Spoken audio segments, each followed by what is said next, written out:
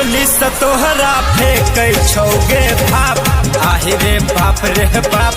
चोली से तोहरा फेंकै छौगे भाप आहि रे बाप रे बाप।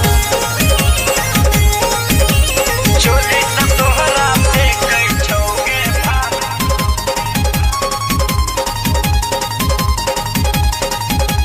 चोली से तोहरा फेंकै छौगे भाप बाप रे बाप। चक चक करे छौ देहिया तोहर मन करे अखने फारूगे। दर्जी दुकान पर जाकर हम ओकरा मुहबा पर देबै हम गारी के।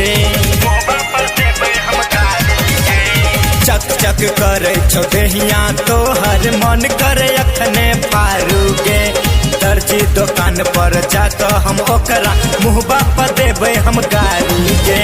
कौन जन्म के ललकौ के बदला पहनते जब ही काम अरे बाप रे बाप।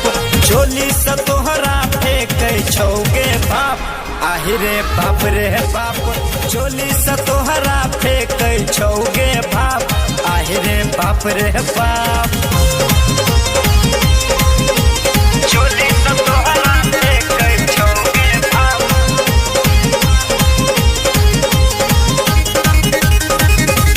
चोली से तोहरा फेंकै छौगे बाप बाप रे बाप। देहिया पर तोरा परलौ निशानी के टैक्सी देलकौ टाइट गे।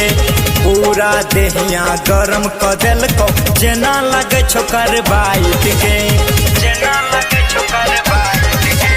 देहिया पर तोरा परलौ निशानी के टैक्सी देलकौ टाइट गे। पूरा देहिया गरम क देलकौ जेना लगे छौ करबाइट गे।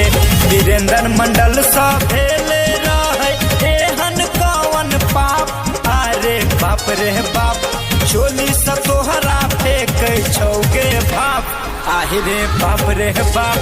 चोली से तोहरा फेंकै छौगे भाप आहि रे बाप रे बाप। कौन दर्जी सिलकौ चोली देह के देलकौ चाप अरे बाप रे बाप अरे बाप रे बाप।